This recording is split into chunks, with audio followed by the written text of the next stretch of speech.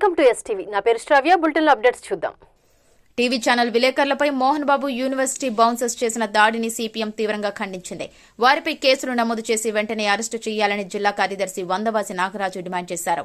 University అని పేరు పెట్టుకుని ఎవరికీ ప్రవేశం లేకుండా ఉండడం అనేది ఉన్నత విద్యాలయాలకు తగదని హెచ్చరించారు. సిపిఎం పార్టీ తీవ్రంగా ఖండిస్తూ ఉంది.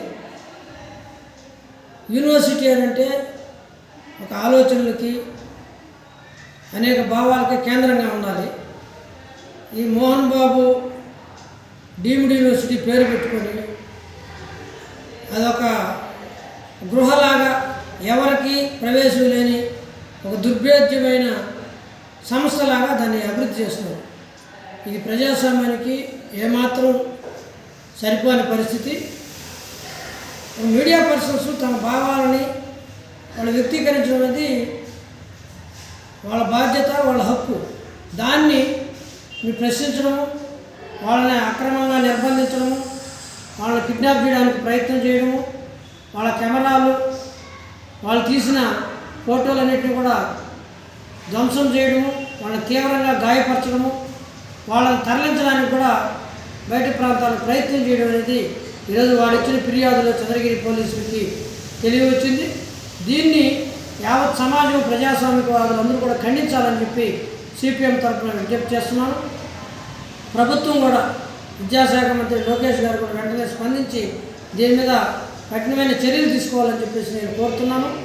ఎందుకంటే ఈరోజు అక్కడ విద్యార్థి సంఘాలకి ప్రవేశం లేదు, అక్కడ ఏ ఒక్క పేరెంట్కి ప్రవేశం లేదు, అక్కడ ఎవరు ప్రశ్నించడానికి లేదు, బలవంతంగా ఫీజులు వసూలు చేస్తున్నారు, దీన్ని అడగడానికి లేదు. ఇదేమో ఒక దుర్మార్గమైన పరిస్థితి అనేది ఉంది. వాళ్ళు కుటుంబంలో ఆస్తి తగాదాలు ఉంటే వాళ్ళకి సంబంధించిన వ్యక్తిగత, దాని మీద మనం ఎవరు మాట్లాడడం లేదు. కానీ ఒక మీడియా పర్సన్స్ కూడా లెక్క చేయని వీరు మిగతా ఎవరికి వాల్యూ ఇస్తారని చెప్పేసి మనం ఆలోచించాలా. ఎస్పీ గారు, అక్కడ సిఐ గారు వెంటనే స్పందించి ఆ ఎవరి మీద అయితే కేసులు పెట్టారో వాళ్ళందరినీ అరెస్ట్ చేయాలా. ఆ కేసులు కూడా ఈరోజు సరైన పద్ధతిలో వాళ్ళు ఏ నేరం చేశారో ఆ నేరానికి తగినట్టుగా సెక్షన్స్ కూడా నమోదు చేయాల్సిన అవసరం ఉంది. మొత్తం ఈరోజు ఆ యూనివర్సిటీకి అసలు ఈ డీమ్డ్ యూనివర్సిటీ యొక్క రికగ్నేషన్ ఇద్దామా లేదనేది కూడా యూజీసీ కూడా పరిశీలన చేయాలని చెప్పేసి సిపిఎం తరఫున విజ్ఞప్తి చేస్తున్నాను.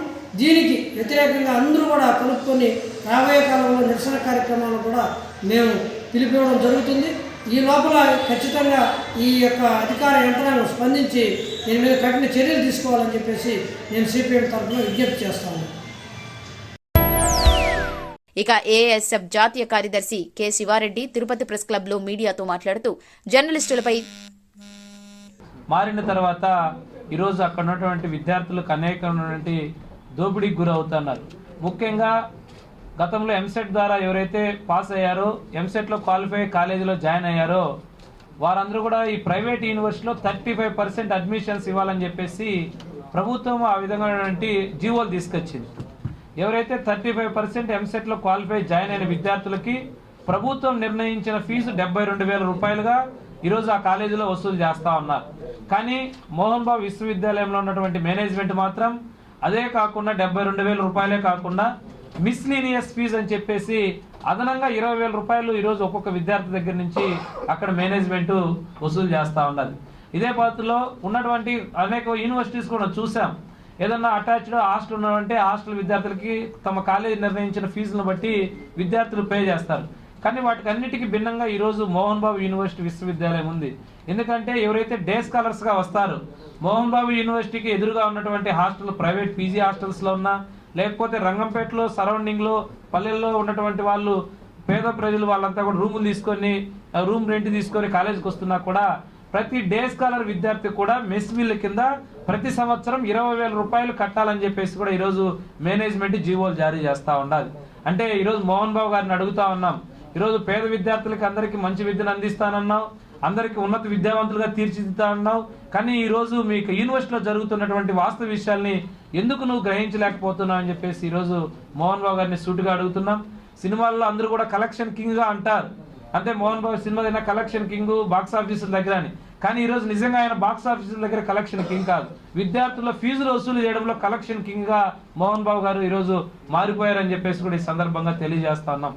అదే కాకుండా ఈరోజు అక్కడ ఉన్నటువంటి ఫీజులు ఉన్నటువంటి రిసిప్ట్లు ఎక్కడా కూడా ఇవ్వరు.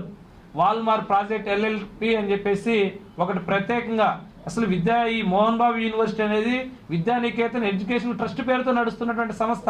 కానీ అటువంటి సంస్థ పేరుతో ఈరోజు ఫీజులు వసూలు చేయకుండా వాల్మార్ ప్రాజెక్ట్స్ LLP పేరుతో ఈరోజు అక్కడ ఫీజులు కూడా వసూలు చేస్తూ ఉన్నారు.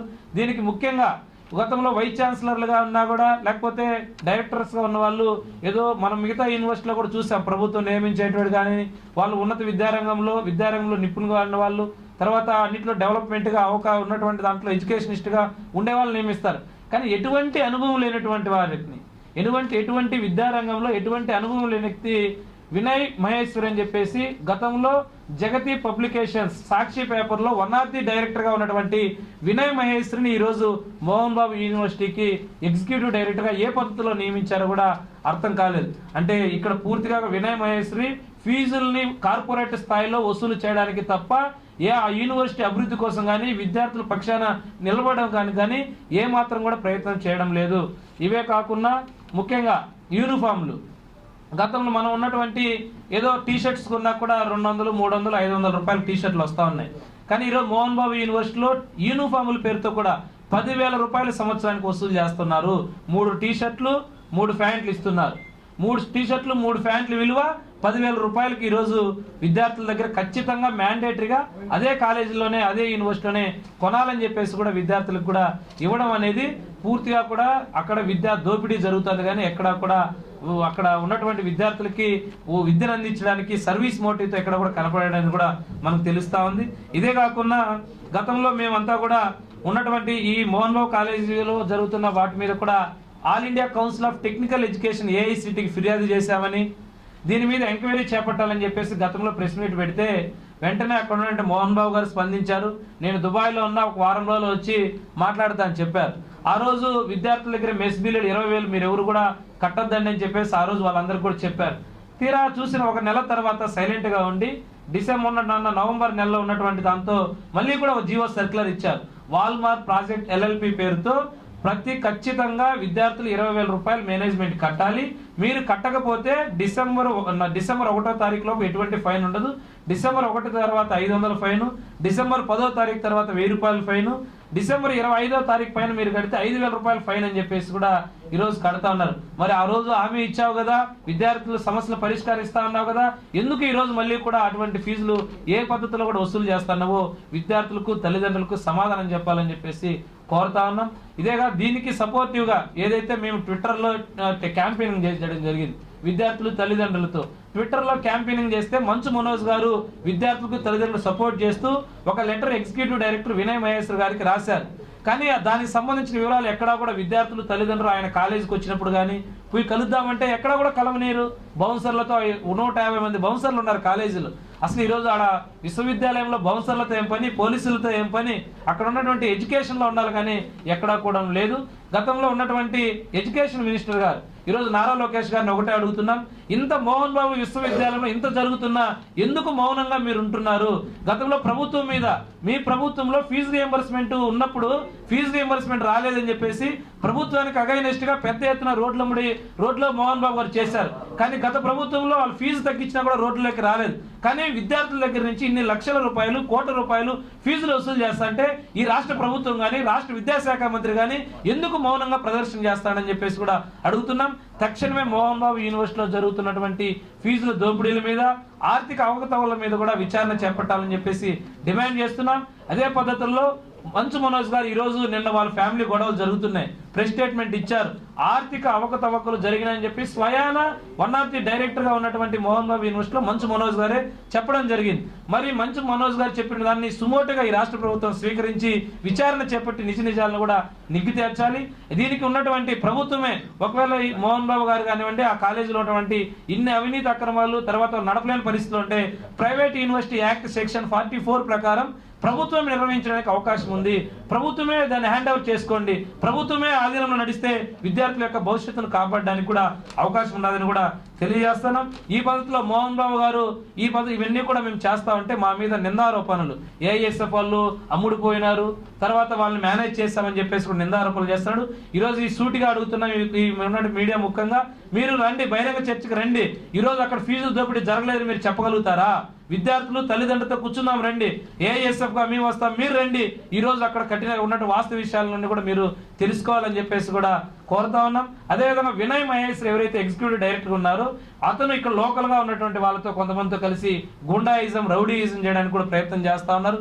నిన్న ఉన్నటువంటి ఆ యూనివర్సిటీ ఈ రోజు నిన్నట జరిగిన విషయమే కాదు, గతంలో కూడా మీడియా ప్రతినిధులు, తర్వాత విద్యార్థి నాయకులు ఆ కాలేజీలో ఏం జరుగుతుందో కనుక్కుందామని చెప్తే గేటు దగ్గర ఆపేస్తారు.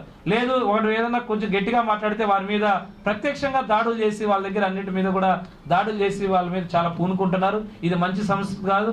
నిన్న మోహన్ బాబు యూనివర్సిటీ ఎదురు రంగంపేటలో మనకు సుమన్ టీవీ కెమెరామెన్ మీద కానీ తర్వాత జర్నలిస్టుల మీద కూడా దాడిని ఏఐఎస్ఎఫ్ గా తీవ్రంగా ఖండిస్తున్నాం. దీనికి ఉన్నటువంటి పిఆర్ఓ సతీష్ గారు కేవలం మోహన్ బాబు గారి సూచన మేరకే పిఆర్ఓ సతీష్ గారు దాడికి పాల్పడ్డాడు. కాబట్టి తక్షణమే అతన్ని అరెస్ట్ చేయాలి, క్రిమినల్ కేసులు బుక్ చేయాలి. ఉన్నటువంటి వీళ్ళు మరొకసారి ఎక్కడా కూడా ప్రభుత్వము వాళ్ళ మీద కూడా కొంచెం సింపతిగా ఉండడం వల్ల ఈ రోజు రోజుకి వ్యవహారాలన్నీ కూడా రోజు రోజు పెరిగిపోతున్నాయి. కాబట్టి మీడియా వాళ్ళకి అక్కడ ఈరోజు ప్రజాస్వామ్యంలో మనకు ఉన్నటువంటి మూలస్తంభంగా మీడియాకి ఈరోజు వాటి మీద దాడులు చేస్తున్నారు. ఫీజుల గురించి ఎవరైనా విద్యార్థులు అడిగితే వాళ్ళని 6 సంవత్సరాలు 7 సంవత్సరాలైనా బీటెక్ పాస్ కావడం లేదు. వారి మీద ఉన్నటువంటి ప్రాక్టికల్ పేరుతో వాళ్ళని ఫెయిల్ చేస్తున్నారు. మరొక వెలుగు తీస్తున్నటువంటి మీడియా ప్రతినిధుల మీద కూడా దాడులు చేస్తున్నారు. ఇటువంటి నీచ సంస్కృతికి పాల్పడుతున్నటువంటి మోహన్ బాబు విశ్వవిద్యాలయాన్ని ప్రభుత్వమే స్వాధీనం చేసుకొని నడపాలని చెప్పేసి కూడా కోరుతున్నాం. అదేవిధంగా ఎగ్జిక్యూటివ్ డైరెక్టర్ గా ఉన్నటువంటి వినయ్ మహేశ్వరిని తొలగించి అక్కడ జరుగుతున్న అక్రమాల మీద నిగ్గు తేల్చాలని కూడా కోరుతా ఉన్నాం. అదేవిధంగా మనోజ్ గారు ఏదైతే విద్యార్థులకి మద్దతు తెలుపుతున్నాడో ఖచ్చితంగా కూడా ఈ ఫీజుల దోపిడీని అరికట్టకపోతే మేము ఖచ్చితంగా ఏఐఎస్ఎఫ్ విద్యార్థులను తల్లిదండ్రులను కూడగడతాం. దాని తొందరలోనే కూడా మోహన్ బాబు యూనివర్సిటీని ముట్టడిస్తాం. ఉన్నటువంటి దానికి సంపూర్ణంగా మద్దతు మనోజ్ గారు కూడా తెలపాలని చెప్పేసి కూడా కోరుతున్నాం. అదేవిధంగా మనోజ్ గారు కూడా ఏదైతే యూనివర్సిటీ